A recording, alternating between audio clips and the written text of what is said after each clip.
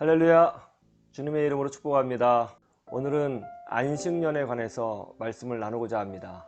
이번 코로나19 바이러스 사태로 전 세계가 멈춰섰습니다. 그렇죠? 그런데 놀라운 일들이 일어났다고 그래요. 이 바이러스 때문에 사람들이 움직이지 않고 또 이동하지 않고 일을 하지 못하게 되지 않았어요? 그랬더니 우리들은 인간 세계는 되게 힘들고 어렵고 그런데 뜻밖의 이 자연은요, 놀라운 복원력을 보여주고 있다고 합니다. 이 코로나19 바이러스 사태 때문에 사람들이 이동을 하지 않으니까 동물들이 활동을 하게 되었는데요. 먼저 그 멸종위기종들이 번식을 하고 있다고 합니다. 그래서 이 지구상에서는 사라질 뻔한 동물이나 식물들이 이 코로나19 바이러스 사태를 맞이해서 오히려 번식하고 잘 되고 있다는 거예요. 그리고요, 인도에서는 그동안 그 공장을 너무 많이 가동을 해가지고 그 스모그, 미세먼지가 하늘을 뒤덮었거든요. 그래서 이제 히말라야 산맥이 보이지 않았는데 인도에서 일을 하지 않으니까 아주 하늘이 깨끗해져서 히말라야 산맥이 그대로 보인다고 하는 거예요. 물론 에베레스트 산도 그대로 보이고요. 경치가 너무너무 아름답다고 그래요. 우리나라도 마찬가지죠.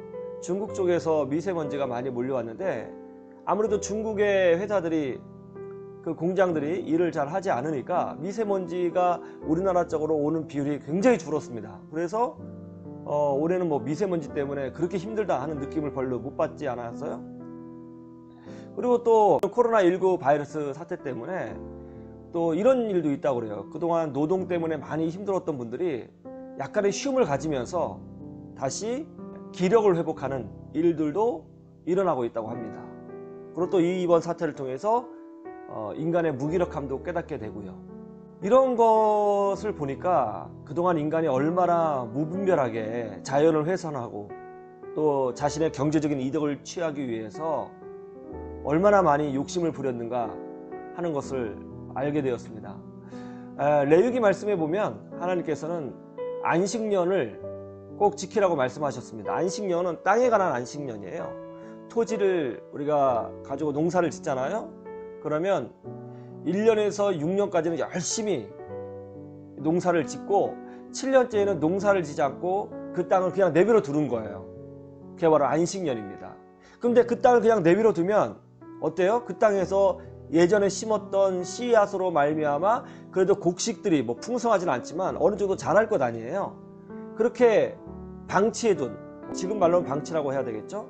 그냥 안식년으로 쉬게 둔 땅에서 자연적으로 올라오는 곡식들이 있다면 그것은 과부나 고아나 나그네나 어려운 사람들이 그것을 가져가도록 했어요. 이게 바로 안식년이죠. 꼭 7년마다 안식년을 지키게 돼 있는 거예요. 그리고 7 곱하기 7은 몇이죠? 7, 7에 49죠. 그 49 그 다음 해에는 한 번 더 쉬어요. 그래서 그 다음에는 50년째가 되는 날을 희년이라고 그래요. 희년. 이 희년이 되면 빚진 것도 다 탕감해주고 노예들도 다 집으로 돌아가고 저당 잡혔던 것도 다 용서해 주는 거예요. 희년 제도. 이런 제도를 두었습니다.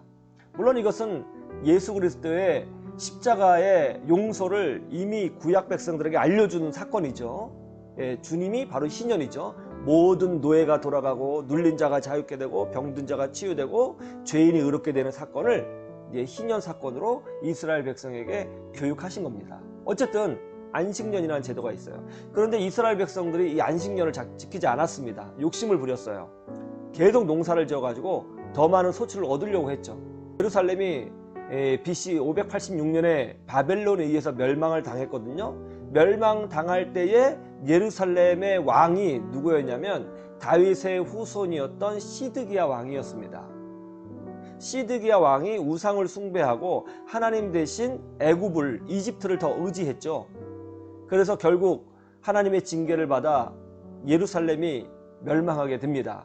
그런데 멸망할 때에 하나님께서 무슨 말씀을 주셨느냐면 예레미야 선지자를 통해서 이렇게 말씀하셨어요. 너희가 그동안 안식년을 취하지 않았다. 내가 강제라도 너희 땅을 쉬게 만들어줘야 되겠다.